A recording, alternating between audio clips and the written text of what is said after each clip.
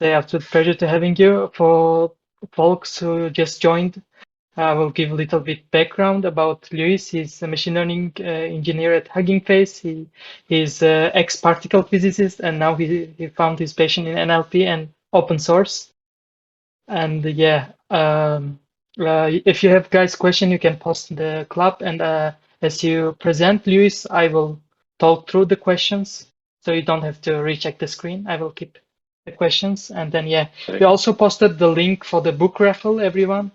So you just need to fill this form to take in the raffle, and at the end of the event, Luis will write some Python code to choose randomly the winners, the lucky winners. So yeah, I guess we can start slowly, and then people will keep joining. Awesome. Thanks for the introduction, Natasha. And yeah, please interrupt me with questions. Like, it's much more fun to have some sort of interaction rather than talking into the void. So anytime you want to interrupt, just do it, and I'll be very happy to digress. So I think I'll see if I can share my screen. Okay. So hopefully you can see this. Great. So what I thought would be kind of cool to talk about today is a topic that's kind of close to my heart. So before I joined Hugging Face, I was working as an engineer at a telecommunications company in Switzerland. And a large part of my job was deploying machine learning models into production and then having lots of headaches trying to make them go faster so that like the business team, would be happy. So I kind of started out really diving into transformers from this angle. And we have a chapter in the book that I co-wrote with Leander and Tom Wolf, which is all about this topic. So the talk today is kind of based on the content of this chapter. And there are two links here. One is for the book, and one is for this open source library that I've been contributing to called Optimum, which is all about how we can kind of make inference for transformers both faster, but hopefully with the least amount of complexity. As we'll see, it's generally a kind of complicated process. And as I said to Natasha, if you have any questions, just chuck them in the chat, and I'll be happy to answer them as they come in. Cool. So I think I can more or less skip the intro because Natasha gave me a really nice one. Just the main thing for those who maybe don't know, apart from working on the Transformers library, I also am the lead on the Hugging Face course, and also a co-author on this book that we're going to talk about today. And so if you're kind of just fresh to Transformers and you've got a little bit of a background in machine learning, and I would recommend checking out the course. That's like a good sort of way to start. And then if you want to go really deep into the topic, then I suggest checking out the book. So what I thought I would talk about before diving into sort of like the nitty gritty details of like optimization is maybe just to talk a little bit about what it's like to write a book, because this was a sort of brand new experience for me. And if anyone in the audience is interested in writing their own book, maybe it's also kind of useful to hear about it. So this all started a couple of years ago. And so at the time, Leander and I were working as data scientists or engineers in Switzerland. And we had been using transformers for a year or so in our jobs. And one of the things that we had often discussed together was like, there's these really great resources. For example, you have like JLMR's blog posts, which are extremely good for getting like kind of conceptual understanding of how transformers work. And then at the other extreme, you have like Sasha Rush's annotated transformer, which is this incredible blog post detailing kind of like, line by line, how the transformer architecture is put together. And these resources were like really great for like kind of getting started and understanding, okay, this is roughly how transformers work. But in those days, the transformers repo was actually called PyTorch pre-trained BERT. And this was like essentially a repository with a collection of scripts. And so when we tried to apply these to our own kind of projects in our work, we found it was like there was a gap, between this kind of conceptual understanding and this very deep understanding of like how the architecture works versus how do you actually make this kind of work in real use cases. So we had this idea of writing a book, just kind of bringing together our kind of more industrial backgrounds to the topic. And at the time, we didn't know anyone in the Hugging Face team, but my wife said, hey, you're talking about transformers and Hugging Face every day. Maybe you should check with them to see if they're writing a book, because, it would kind of suck if you got scooped by, the creators of the library. So I actually just cold emailed Thomas Wolfe at Hugging Face and said, hey, we're working on a book. Are you interested? And I thought, this is like one of the most famous people in NLP. Surely he's got no time to check this. And just days later or so, he replied saying, oh, this sounds really interesting. Let's have a chat. And this was kind of like the start of the collaboration of working on this book together. And it was a very surreal experience for me because, often when you have an idea of like, okay, let's do a project, you don't expect it to ultimately lead to getting to work with people like Thomas. And then ultimately, being able to, work at Hugging Face, which, doing open source for a living had always been like kind of passion of mine. So we started working on this book, and about a year and a half later, the book was done, and we got this email from O'Reilly saying, it's gone to print, we've done some production, it will come out in a few days. And, when I started this, I had this idea that like writing a book would be kind of like this romantic thing where, you're kind of in a cabin somewhere, just, thrashing out code and the chapters. And at the end, you'll feel this very, big sense of relief. And, at the end of this kind of process, we all felt like, okay, like Frodo does at the end of Lord of the Rings, you've done this enormous quest and now you just want to, have a cold beer. So the book is available now. You can get actually all of the code from this link here. So if you go, oops, that's the wrong link, that's the wrong notebooks, but I'll fix that later. Yeah, I encourage you to just have a look at the notebooks if you want to get started. This has a lot of details, and one of the chapters is produced entirely with all the text and the images, so you can really get a feel for what it's like. So that's just kind of high level story of like how the book started and how we got there. And one of the chapters in the book is specifically about kind of optimizing transformers for production use cases. So what I'm going to talk about now is essentially what's kind of in that chapter, and then we'll dive into some actual code to see how this really works in practice. So kind of reason why you would want to optimize and accelerate inference in general for machine learning is I think usually pretty obvious. So like when we talk about accelerating inference, we're usually talking about reducing latency. So if I have any type of machine learning model and I'm trying to make predictions with this model, then if I'm able to make those predictions faster by reducing the amount of time it takes to process the data and generate the output, then there's a couple of kind of dimensions I can benefit from. So the first one is that I can save money, because if you imagine that I have to spin up a type of machine, whether it's a GPU or some expensive CPU, then if I'm able to process double the load with half the time, then potentially I can run a fewer number of machines to satisfy my use case. So saving money is like usually the most kind of common reason you want to optimize for latency. But another one that is also very common is figuring out how can you kind of scale or essentially make the user experience for your sort of downstream applications a bit better. And this is really common when you're dealing with things like chatbots or anything that has a kind of like real-time requirement. And the example we look at the book is something called intent classification. And the basic idea here is that you can imagine you've got some customers that are making queries to some chatbot. And the goal of this chatbot is to ultimately respond with some sort of response based on the queries.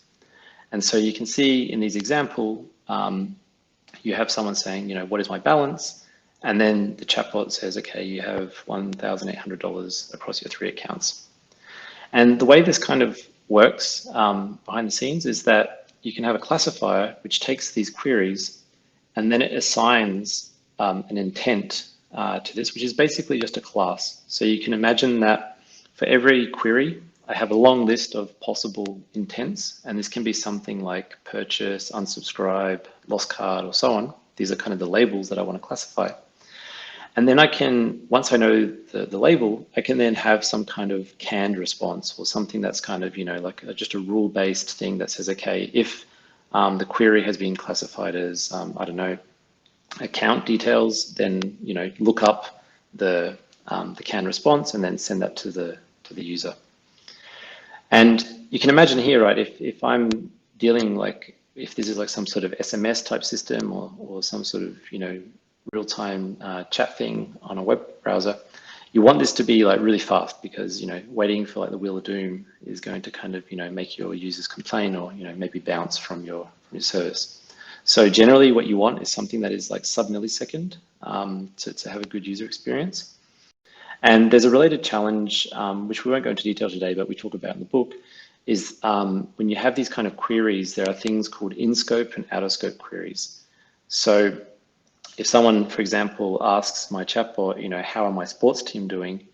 Then if your classifier will assign some label to that query. And if you don't have a way of handling this kind of out-of-scope query, you may just respond with something that is nonsensical. So here it says, your last payday was on the 1st of November. So the basic use case to keep in mind is it's kind of just a classification task. And we're going to use a data set called Banking77. This is a data set which is essentially a list of queries around the banking sector. And there are 77 intents or labels that you need to train a model to predict.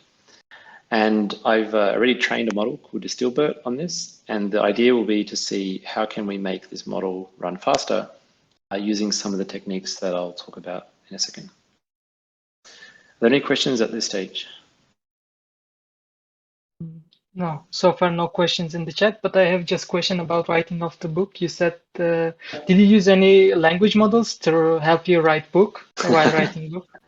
I mean, Yeah, some that's a great question. GPT, some summarization, Yeah. I don't know. Because Yeah. you have some mental blockers. Even now, Totally. writing thesis, I use some GPT stuff. Yeah, totally. So actually, there's a product that was in beta called, I think, Hyperwrite, which is based on GPT-3. And they gave me access to kind of experiment with writing the book. And I found it was actually really useful if you start with just a few ideas or a few sentences at the start, and then it kind of would flesh out like maybe some kind of broad strokes for say the introduction.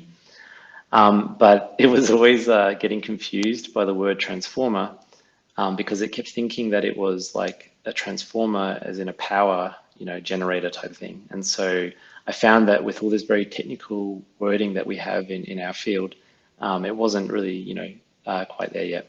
But yeah, definitely for just kind of getting like a start and unblocking is definitely a useful tool.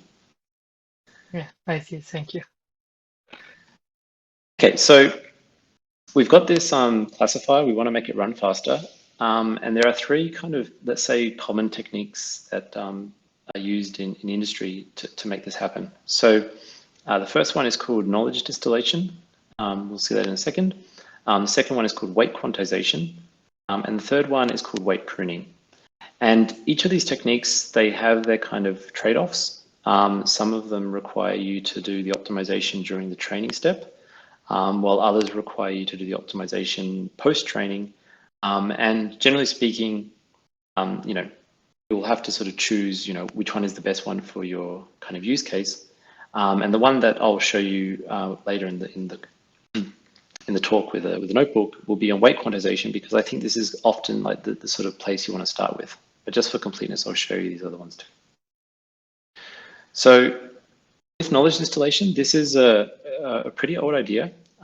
It actually goes back to the 90s, long before we had deep neural nets. And the basic idea in this original proposal was to say, okay, maybe it's possible to essentially compress a model by training a smaller one that learns to basically mimic the predictions of the original larger, better performing model. So the way this is set up is you have what's called a teacher, and this is your high performing larger model, but it's going to be slow. And then you have a student model that is the thing that you would like to kind of make run in production, which has faster inference, and you want it to essentially get a similar performance to the original teacher that you're starting with. So the way this works is as follows. You essentially train the teacher first, and then what you do is you train the student, but instead of just training the student with signal coming from the data, with the labels, you provide an additional term in the loss called the knowledge distillation term. And this term is essentially computing what's called the Kullback-Leibler divergence between the distribution of predictions or the distribution of logits from the teacher versus the distribution of logits from the student. And so you can see that in this diagram here, in this like gray box, where basically the teacher generates a distribution of predictions, the student generates its own distribution, and this KL divergence is a way of kind of measuring the sort of distance between these two distributions. And the idea is to sort of optimize the loss of the student so that these distributions get as close as possible to each other. And then we combine that KL divergence loss with the standard cross entropy loss that we get as a signal from the data. And there's a kind of like balance that one has to do between sort of, you know, how strong do you weight the cross entropy loss versus the knowledge distillation loss.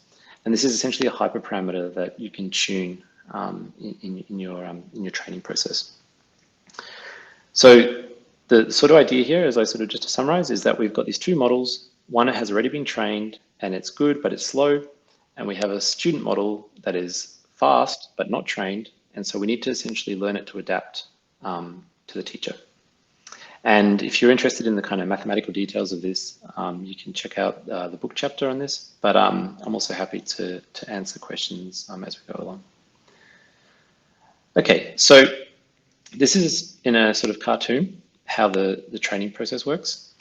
And what actually happens in practice as well is that the distribution of logits from the teacher, if it's a really, really good model, it's actually just going to have all of its kind of predictions very much centered around the true value. So what you can see here on the left-hand side is what we would call like a hard target or a hard label. This is just, you know, it's only, this is just the ground truth. There's only one possible answer that's possible, one possible class that's possible.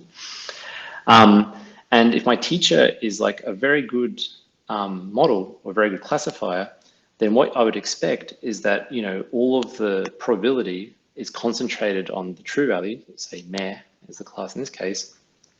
And that's kind of, you know, not a great signal for my student because my student is already getting this information from the data.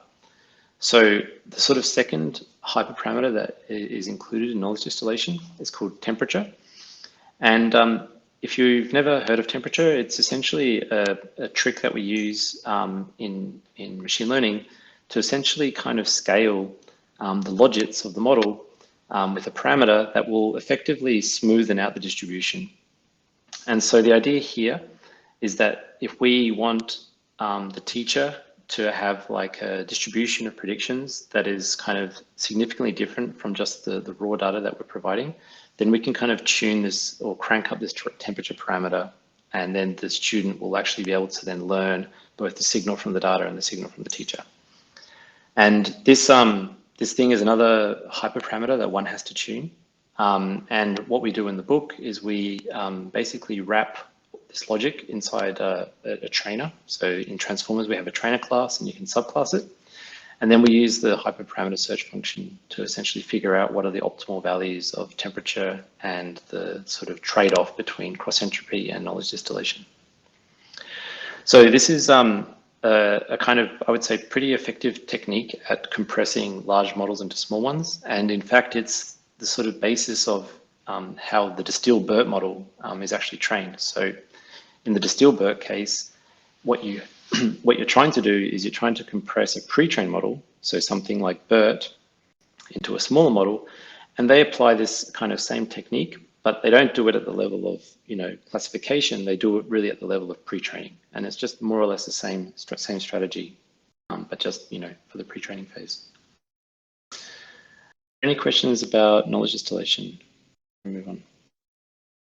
I have a small question. The recent model from Chinchilla, it was called, I guess, was it also trained in this fashion, like knowledge distillation? Do you have any idea about that? That's a good question. I haven't read the Chinchilla paper, so I don't know. I see. Yeah. One thing I do know is that generally speaking, like knowledge distillation will only give you maybe like a factor of 2-ish reduction in model size. And generally speaking, for these very large language models at the scale of like, GPT-3, or let's say in the sort of tens of billions of parameter size, as far as I know, people haven't quite figured out how you can do this super effectively to get like a very strong compression. But it may be done that way, I'm not sure. I see. So it's still open area of research, the distillation of large language models. I think so. I think it's a open area as far as making it so that you get like a really strong benefit. So for example, if my model is like 60 billion parameters and I compress it and I get 30 billion parameters, then okay, that's definitely an improvement. But it's not as, I'm still going to need like a multi-GPU setup to run inference. And so I think what people are probably trying to figure out is how can you, take huge models and figure out how you can compress them. Maybe it's not just distillation, maybe it's distillation plus pruning or something. But yeah, I think getting large language models to run really fast is still kind of like a, a difficult task. Yes. Okay. Thanks. So this technique of knowledge distillation is one very common one, and the sort of special aspect of it is that it's done during training. So the idea here is that you essentially have to train 2 models. One is the original model that is getting good scores, and then you train a student model to kind of mimic it. But another one, which is maybe even the simplest case, is something called weight quantization. And this is something that is done typically after training a model. Not always, but most of the time it is. And the basic idea here is that the way that we typically represent the weights and activations inside transformers and also just generally in neural networks is using 32-bit floating point numbers. And the idea here is that, okay, maybe we don't need all of that, numerical precision when it comes to doing inference. And so what we could do is we could say, okay, what happens if I just essentially discretize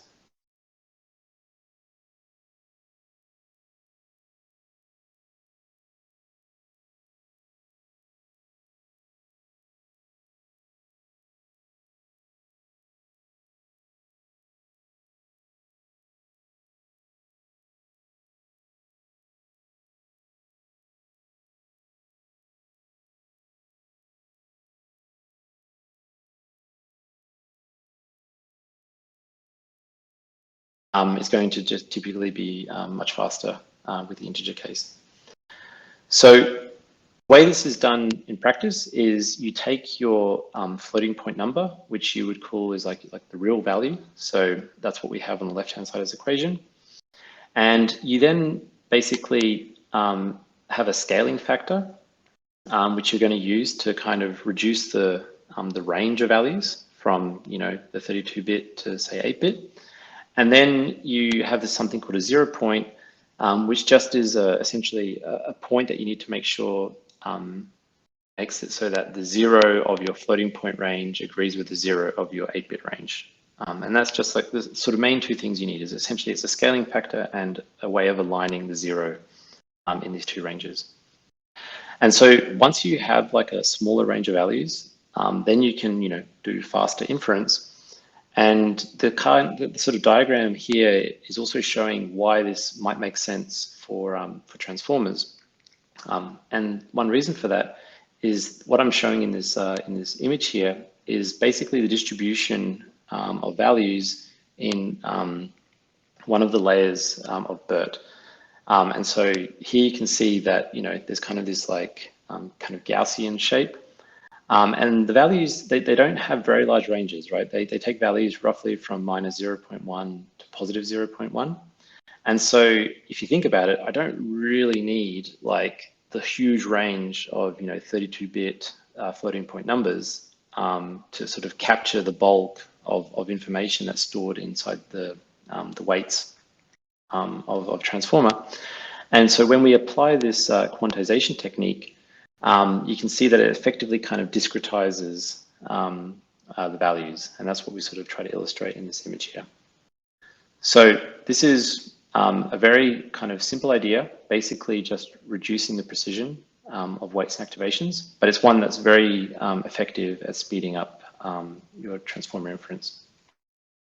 And there are kind of three different ways that you can do this. The simplest way is called dynamic quantization. And the idea here is that you basically apply this quantization technique of essentially rescaling your floating point precision numbers on the fly. So when you do inference, you're feeding in data through your network, and then you apply this quantization through all the various nodes of your network. And then, you'll get something which will typically be, 2 times faster roughly, with a very small reduction in the accuracy of the model. So this is very simple to start with and generally what I recommend. But if you really need like your precision to be kind of calibrated to the data, because you can imagine that when I'm doing kind of on the fly quantization, I might get like some, very different inputs of say different length or, added distribution. And so it might be that in those cases, that's not really the optimal thing I want to do. So if I want to really, go faster, what I could do is I can kind of calibrate the way that we perform this quantization procedure by feeding in a sample of data. And then this static quantization process looks essentially at the sort of distribution of values in that sample and then applies the quantization technique based on those distributions. And so this would generally give you like a little bit more of a boost in latency, but is somewhat more complicated to calibrate.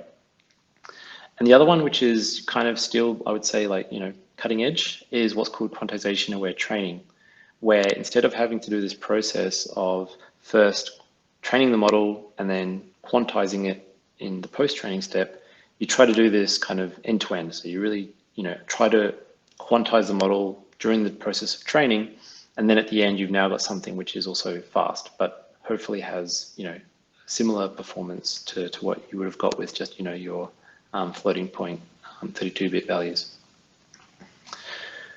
So are there any questions about quantization before we take a quick look at pruning? No, there is no questions in the chat. So the last one I just want to briefly mention is called weight pruning.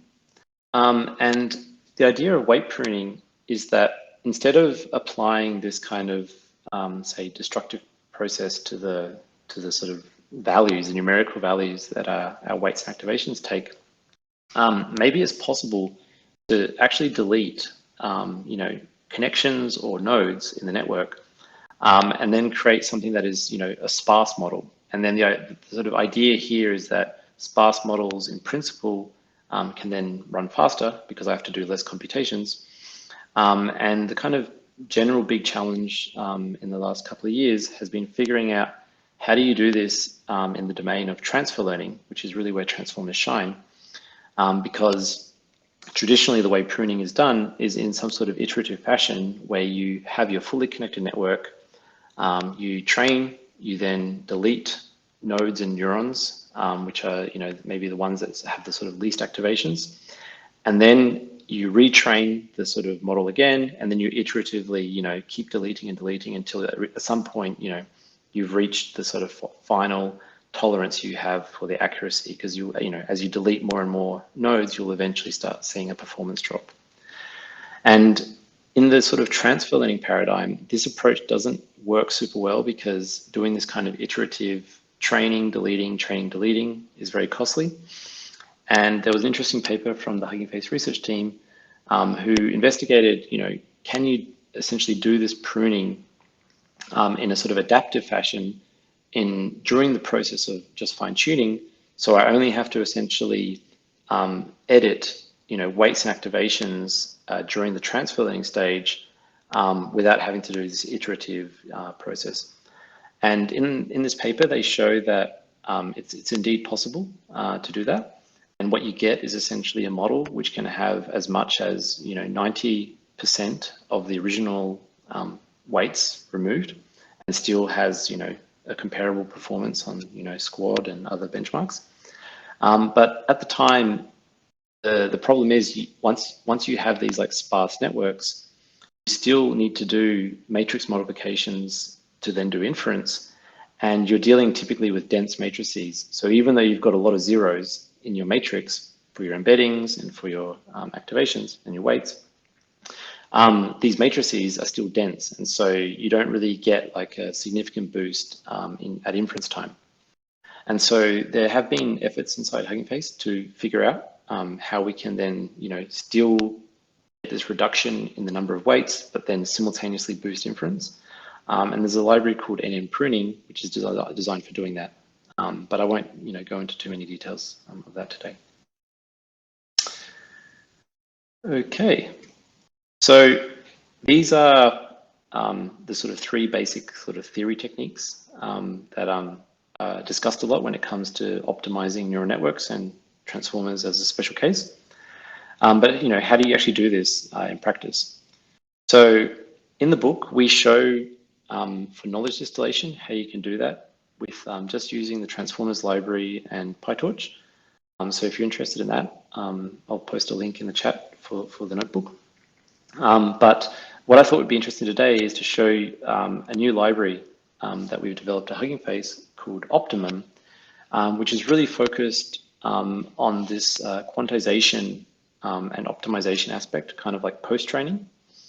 And the idea and the advantage of this library is that it kind of makes the sort of pre-processing and post-processing logic much simpler than using just the raw tools that are available. So this library is an extension of transformers, basically uses transformers as its kind of foundation. And the goal here is that when it comes to deploying transformers in production settings, it's often like a sort of difficult question to say, okay, which type of hardware should I run this on? So, not just CPU versus GPU, but like, what type of instruction sets, does it matter if I'm running on, GPUs with all like multi-GPU settings, but also there's like been a kind of trend recently to sort of figure out how we can go beyond the kind of, NVIDIA, let's say, approach of just doing everything on GPUs. And so there are companies like GraphCore that have basically built their own chips. And the question then is like, okay, now we've got these fancy new chips called IPUs. How can we then do inference on IPUs or do training on IPUs? And if you want to do this with like the raw tools, it's typically quite painful because, you have to kind of learn this very special API and so on. So in Optimum, the kind of idea is to provide a kind of standardized API across all these different chip kind of backends, and then also integrate with some existing accelerators like ONNX runtime in such a way that if you're used to using transformers, you can kind of smoothly transition to Optimum and you don't have to learn a whole bunch of new kind of APIs. So that's the sort of library at a high level. And the way it works in practice, and this is also relatively common outside of Optimum, if you want to kind of deploy your neural network or your transformer into production, the most standard way of doing this is to export it into this format called ONNX.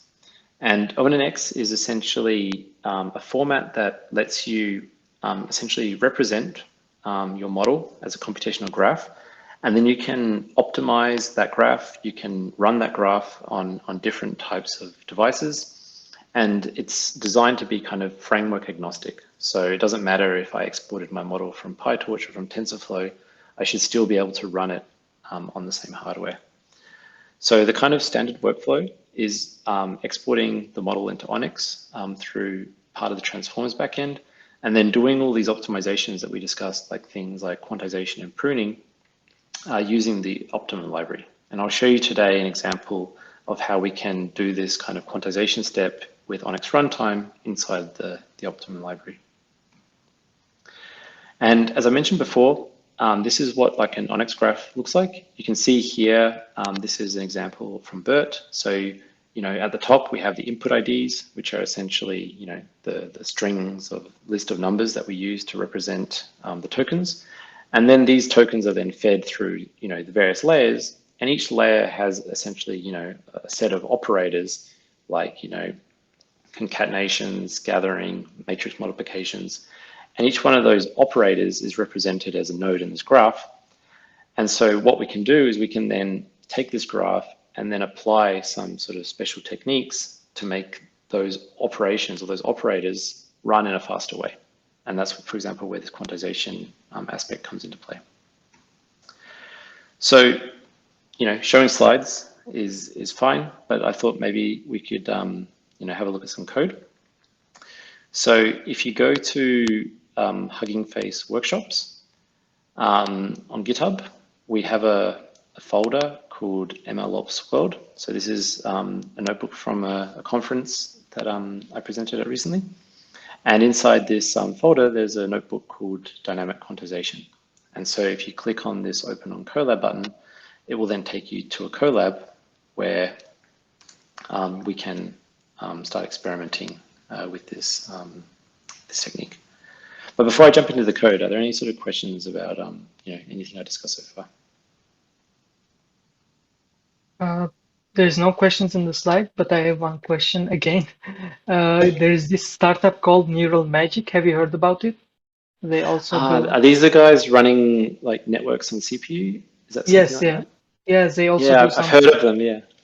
parsiticing and stuff. I was wondering if there's some potential maybe on the roadmap of Hugging Face, some potential correlation with it, because I guess in the production mostly people use CPU because it's of course it's like cheaper, but the speed is slow. But maybe if you make the CPU even faster, maybe people will use it more. So that was my kind of question. Yeah, I'm not aware of any collaborations yet between Neuromagic and Hugging Face, but it's something that I know the optimization team is like got an eye on. Because if I remember correctly, they're mostly focused on like training on CPUs, if I'm not mistaken. I think the sort of selling point is that I can train BERT, for example, on my laptop. But I haven't checked, precisely what they're doing. But yeah, definitely an interesting company and project. Okay, so we've got this notebook called Dynamic Quantization. And as I mentioned earlier, what we're going to do is we're going to quantize a model, which I've trained. And this model has been fine-tuned on this banking 77 data set. And on the validation set, it gets an accuracy of around 92.5%. So this is a model where if I feed in some text about like, some sort of typical query I might have as a customer, it will then assign one of the 77 different intents, and fingers crossed this will work. So the model is just loading and we should soon get a prediction. And then we can see indeed that, the most probable intent associated with query is at the top-up failed. So this gives you an idea of kind of what the outputs of the model are. And we're going to use, obviously, this Optimum library that I talked about. And we're also going to use a new library called Evaluate, which has just been released a couple of weeks ago, which is designed to make the sort of evaluation of models and computing metrics a lot simpler than, a lot of those things that we often have to do. So, if you think about computing things like accuracy and F1 scores and stuff, this is like really like boilerplate code. And this library aims to kind of make a lot of that process as easy as possible. So we'll see a little bit of how that works. And the main thing that we're going to do is convert a transformers model into this ONNX format. and then we're going to apply dynamic quantization, and then we're going to test the inference of this model and evaluate the performance. And this will give us an idea of what is the impact of quantization and what are the gains that we can expect when running this on a CPU. So I'm just using a Colab CPU, but if you were doing this in real life, you would want to have like a sort of dedicated CPU with some sort of good instruction set. Okay, so there's a bunch of things that you need to install. You just run this command and it should work. You sometimes have to restart the notebook when you run Colab, but that's easy to do. Okay, so let's have a look at the first thing we need to do. So we want to convert this PyTorch model.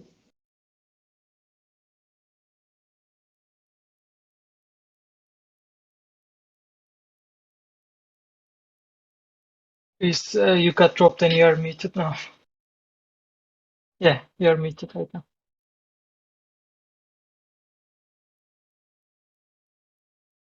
Can you try again? Oh, yeah, now I've got. Yeah. Okay, great. Good. Okay, good. Sorry, I think my internet might be a bit flaky.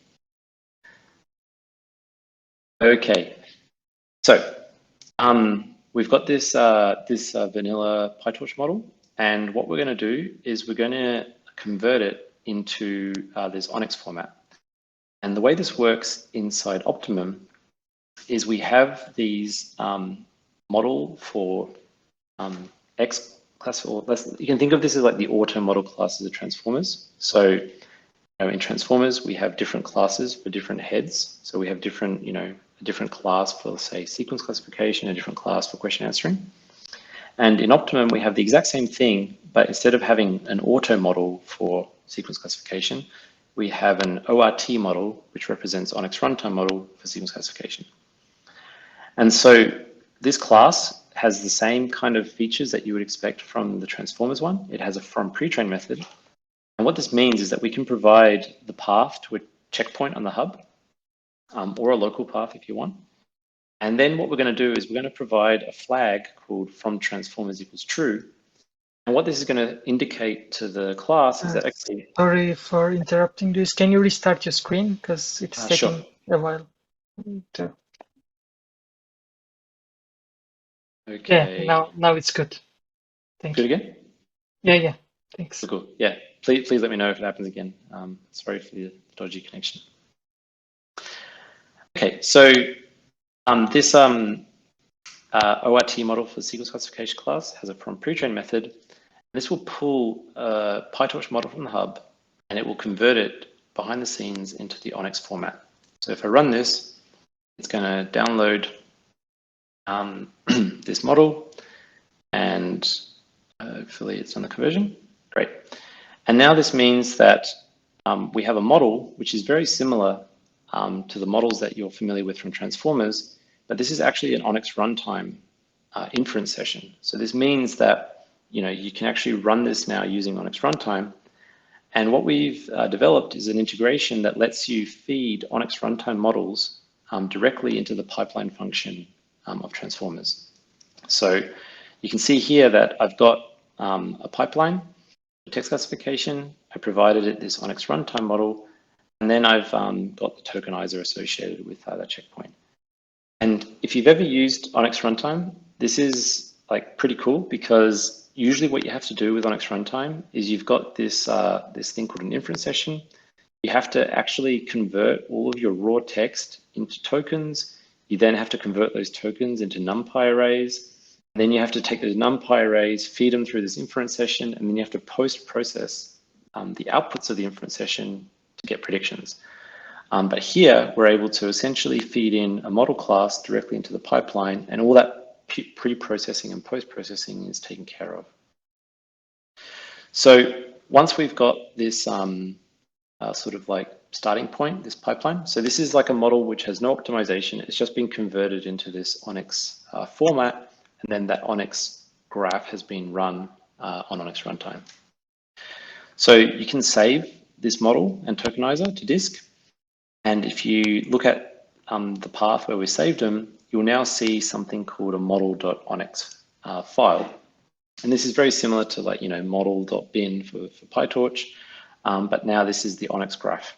And then we've just got the standard stuff that is associated with the tokenizer, along with a config, which is the standard thing in transformers we use to define what are the sort of layers and stuff in the transformer architecture. So we've got this model ONNX file, and now what we want to do is we want to optimize it using something like quantization. So let's see how we can do that. So if we want to quantize this model in Optimum, there's three main things we need to do. The first is we need to specify what type of optimizer that we're going to use. And inside Optimum, there's like classes for quantizing models, but there's also classes for optimizing the graph, the actual graph itself, doing some special graph optimization. I won't go into that today, but it's another way you can speed up the model. And then we need to define what type of optimizations we want to do. So what type of quantization in our case. And then the final step is to export this optimized model as a new ONNX file. And then that's the thing that will run in inference. And then hopefully we'll see a speed up. So the way this works is we import an ORT quantizer. And we also import a quantization config. So this is kind of like the first two steps, is creating an optimizer and then how we define the type of optimizations. And the way we do that is, again, kind of similar to the transformers API. You have a from pre-trained method for the quantizer. You provide the model ID, and then you provide what type of head is associated with that model. So in this case, we've got a model which has been trained on sequence classification tasks. And so we've got, the sequence classification head. But if this was like a question answering model, then the head would be, question answering. And the reason we need to specify that is the way that you kind of do this optimization depends a little bit on what type of architecture you're dealing with. So once you have this quantizer, we also specify a config for that. And here we're just specifying the type of instruction set we want to run on.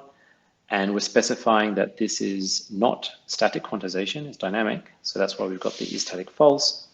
And per channel just tells us, sort of how should we apply the quantization?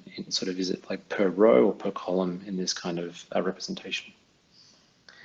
So once you've got a quantizer, we just need to apply an export function. And here what we do is we provide the input, sort of raw ONNX model. This is the unoptimized model. We provide a path for the quantized one. And then we provide the config, which will indicate exactly how this quantization process should be done. And so if we run that, it will probably take a few seconds. Yeah, and then there is one question I just wanted to ask. That is there a set of tasks which are really like perform good in quantization, and is there any general rule of thumb? For example, at this task, the quantization doesn't work that well, let's say, but for this, as you mentioned, sequence classification, do you know any general rule of thumb here?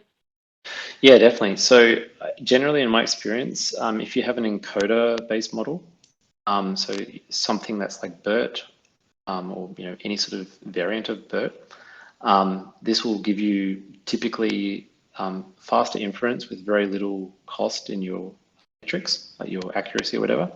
And so this means that, text classification, question answering, named entity recognition, these kind of sort of NLU tasks are generally pretty safe.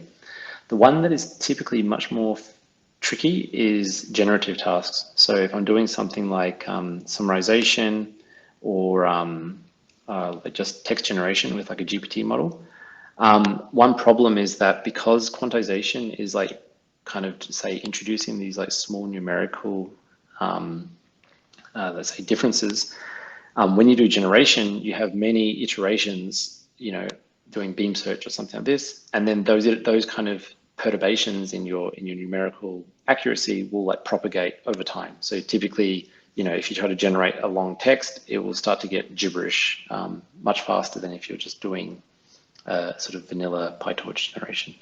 Yeah, I see. And also there is one more question from the chat. It says, is it possible to convert back ONNX to the transformer model? So in principle, yes, but in practice, I haven't tried it myself. So generally speaking, most of these conversion tools, they let you go in both directions. So what you would need to do, yeah, I think what I can say is that if you just export the model to ONNX, do nothing to that, and then go back, that should be possible. But as soon as you start applying optimization techniques to the ONNX graph, converting back probably won't work. But yeah, that's a good question.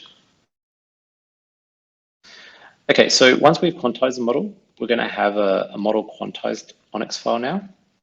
And so what we can look at is kind of like what's been the reduction in size, because now we've essentially applied kind of like a reduction of 32-bit floating point precision to 8-bit. And what you can see here is that our original model started off at around 255 megabytes, and now it's around 134. So this is about a factor of 2 reduction in the file size. Now, you might be asking, hey, how come it's not 4 times the smaller? Because, 8 is, a quarter of 32.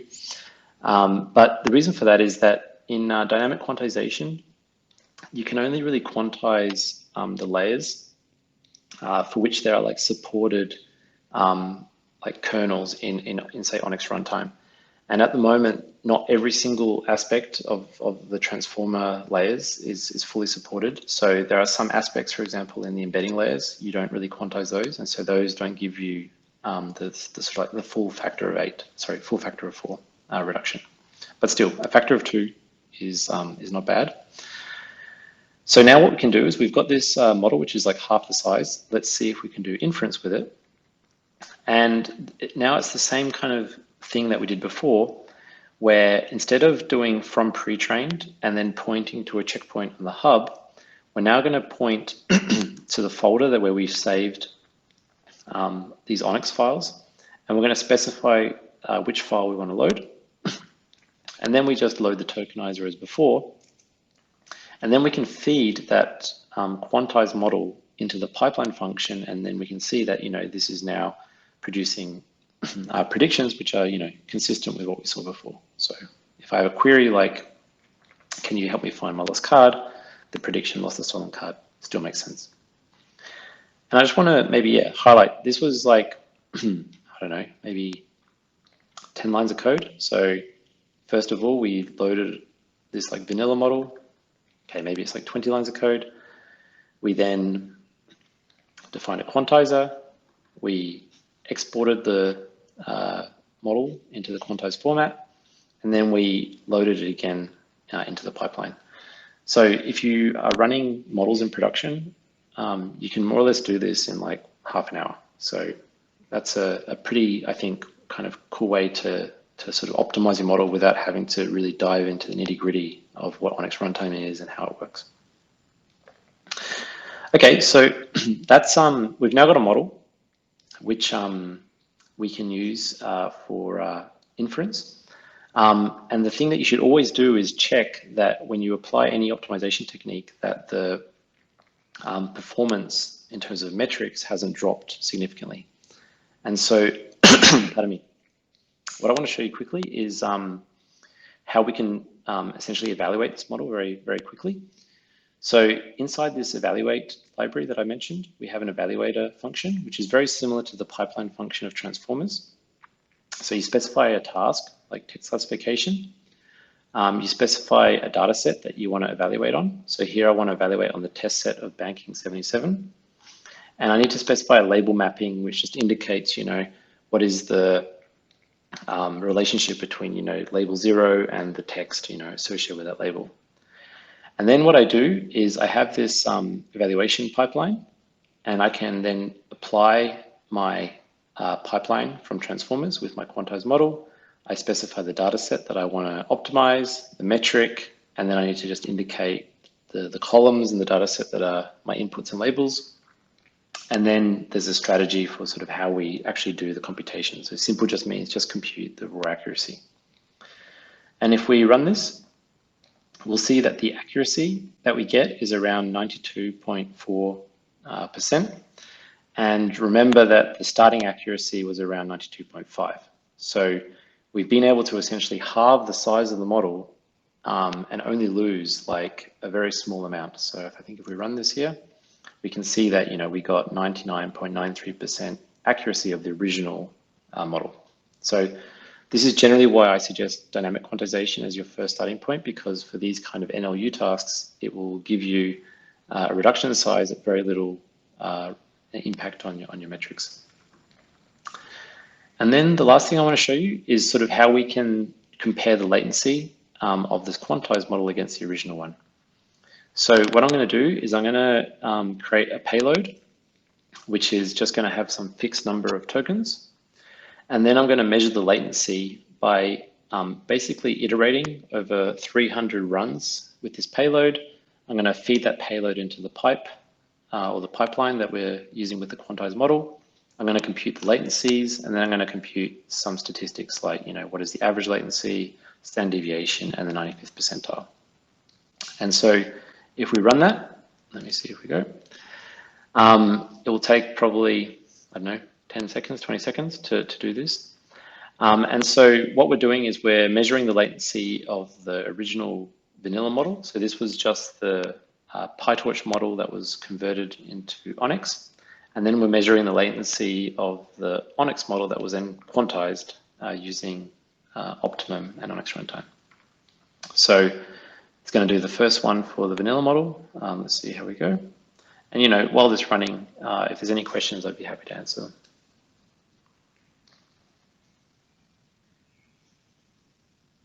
So far, no questions in the chat. Oh. Okay, cool. So let's see.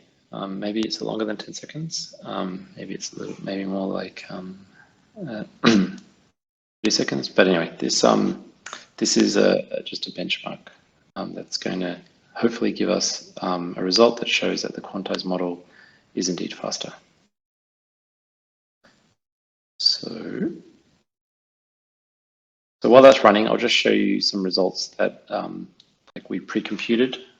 So one thing that we found running this notebook before is that typically you'll get, let's see here, a reduction of around a factor of 2 when you go from 32-point precision to the 8-bit integer, and you'll see a very small reduction as we saw in the actual performance and accuracy. So let's see what we've got here. Here, the original model was around 185 milliseconds for the 95th percentile latency, and the quantized model is around 132. So this case was around a factor of 1.4. And you'll see that there is some variation on the numbers you get based a little bit on like,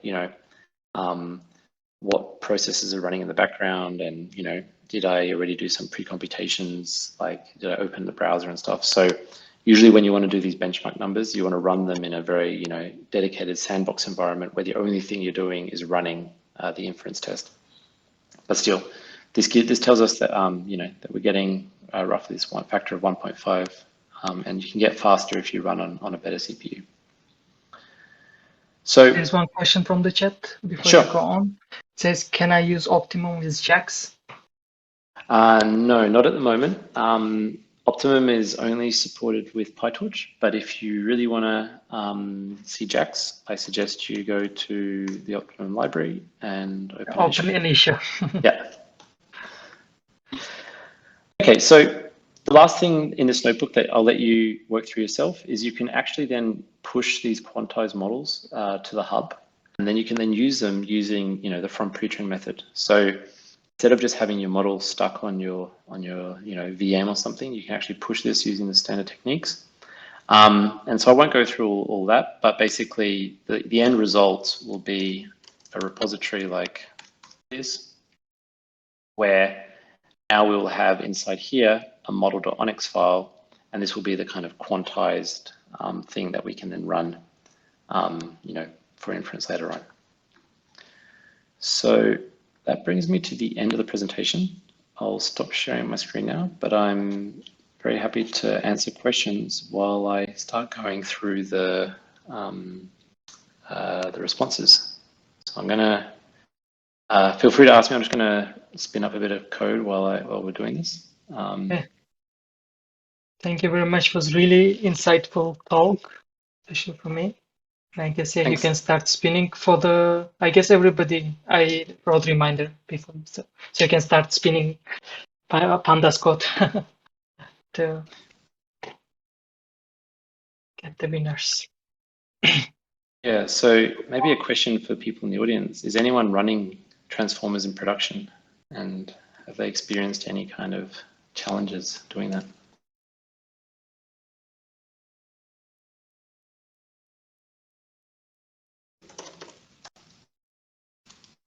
Is anyone doing machine learning in production? Is it something maybe transformed? I'm just kind of curious. Yeah, guess we have some responses typing. By the way, you can unmute yourselves too if you want to talk.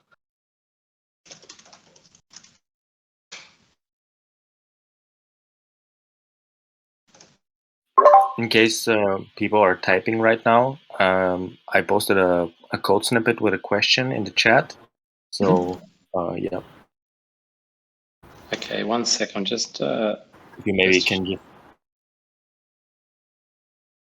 yeah, I'm just gonna compute the winners. Just give me a sec. Okay, so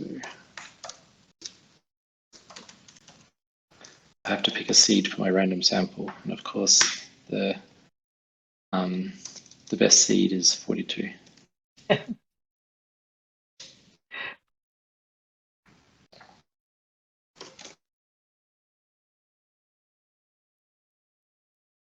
Okay, so let's go to the end of this.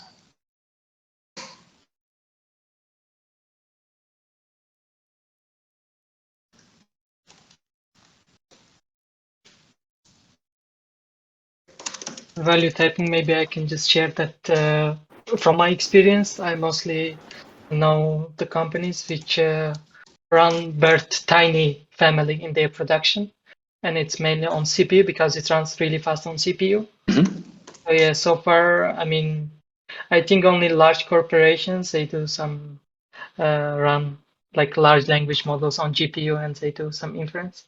But so far, I haven't like myself personally encountered any company which uses, yeah. Cool. That's really interesting to hear. So I'm just gonna, here's the winners of the book. I'll just put that in the chat. Yes. Luis, I have one question. Of course. Is there any framework? Is there any framework like to choose the hardware for to use deploy the how many number of cores I need something to use the transform models? Ah, so you mean like optimizing the hardware based on the requirements? Yes. Yeah, so good question. I think there might be tools, but nothing that I'm personally aware of or have any experience with. Trying to think. Yeah, I mean, that's a really interesting question. As far as I know, something like this doesn't exist, but maybe someone in the audience, has seen this. That would actually be pretty valuable because if you could just say, hey, here's my model, here are my latency requirements, optimize not just the model, but also the choice of hardware, that'd be pretty cool. Yeah, sorry, I don't know the answer. I'm not aware of something that does this, but yeah, definitely would be very powerful. I'm going to share a link. Here's the link to the notebook.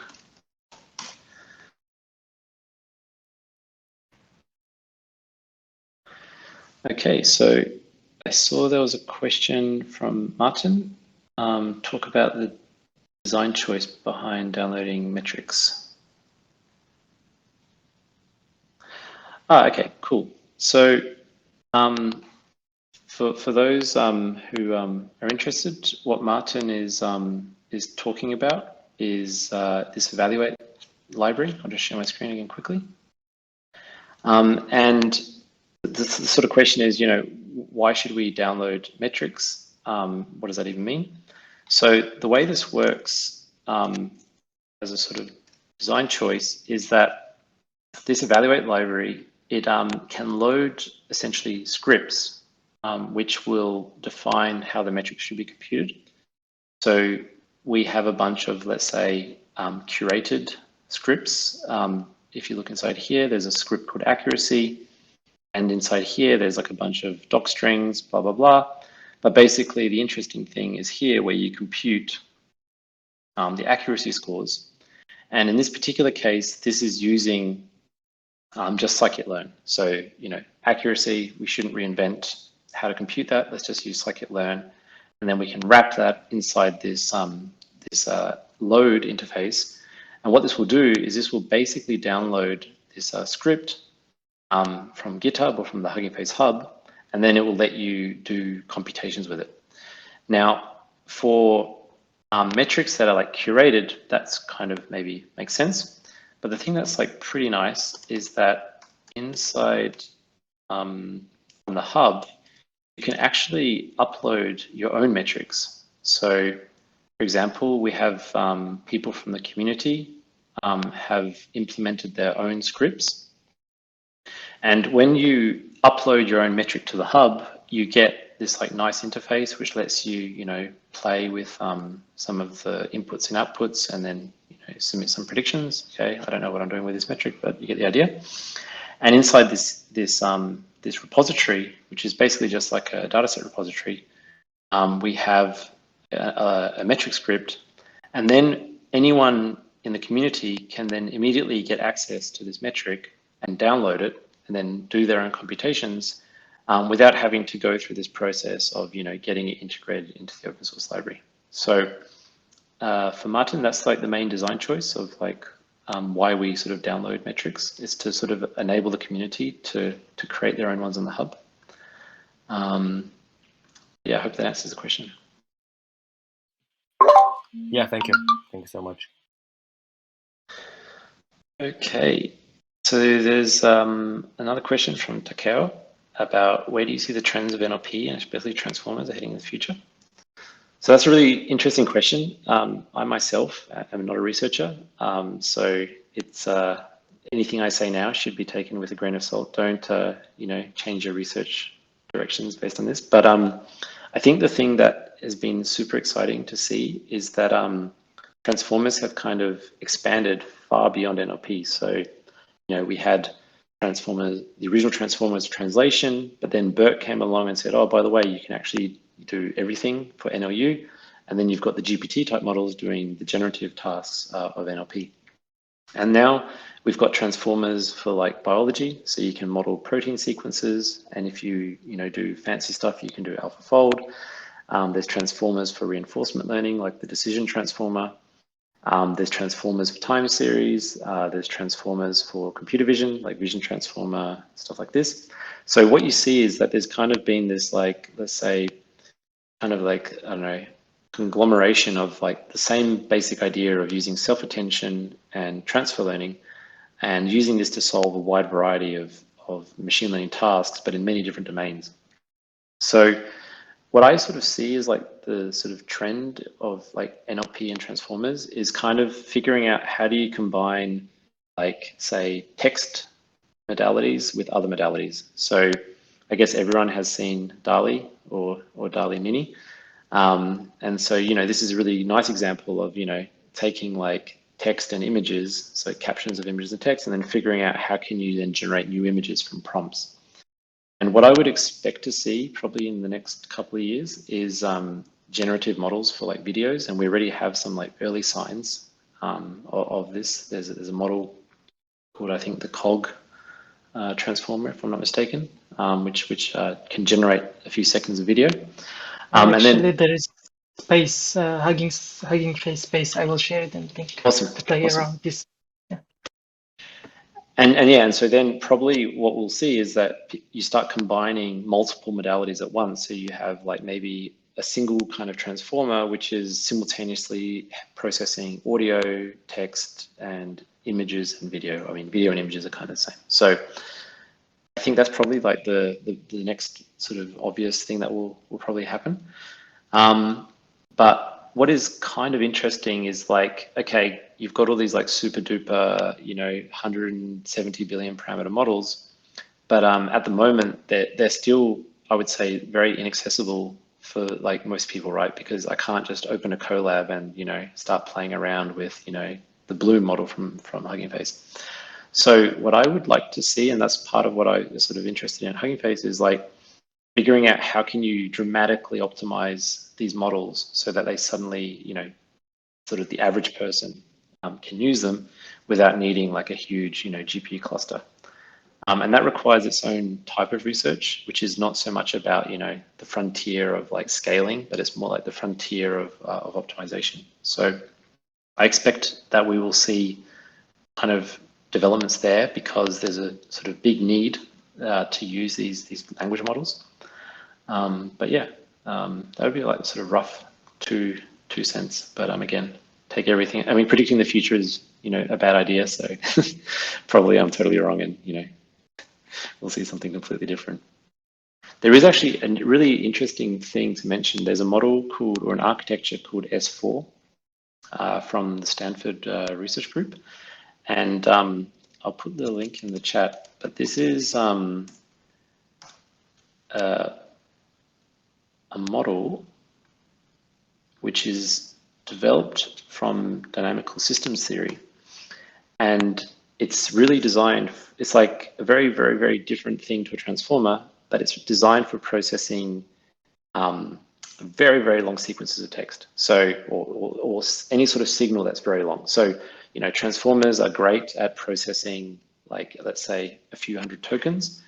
But, you know, a lot of data that we deal with, like audio data, right? The waveform of audio data is, you know, thousands, tens of thousands of, you know, tokens long if you depending on how you know, discretize it. So this S4 model is very interesting. It's a completely different way of processing sequential data. And they show in their paper that they get, you know, much better performance than kind of vanilla transformers for tasks which involve very long sequences. And if you think about a lot of the things that we try to do, like summarizing documents or translating long inputs, I think this is a very interesting development, but, you know, very orthogonal to transformers.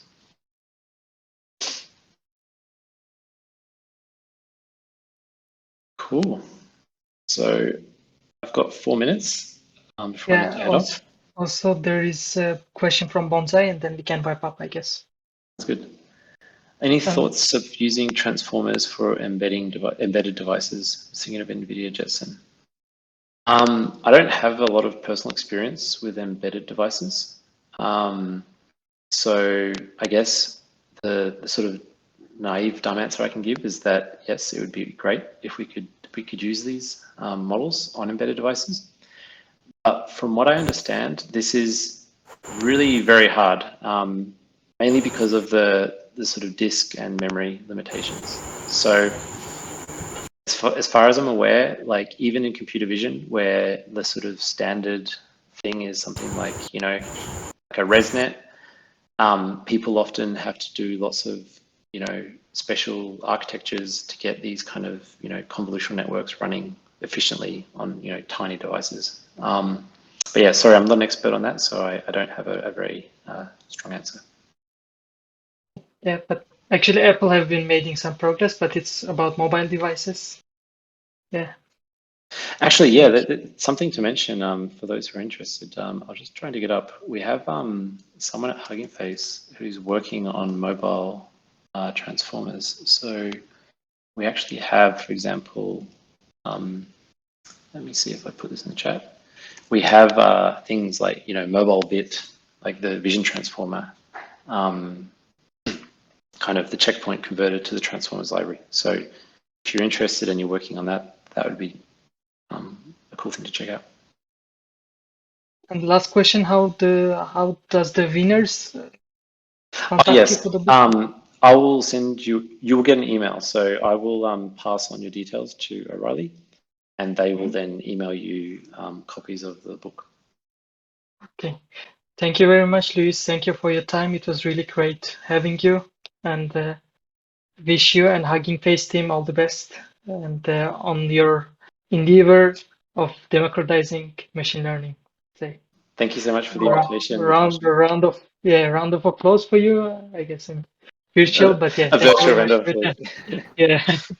Thank you very much. Yeah, and if you're Also, around Munich, me out questions. Yeah. if you're around Munich anytime, please let us know. We will love to meet you in person and have some work. Yeah, that'd be great. I'd love to catch up in real life. So thanks Yeah, again to everyone who came and for the questions. It was a lot of fun. And I'll thank you very much. see you at the next one. Thank you very much. Bye. Thank you. Bye.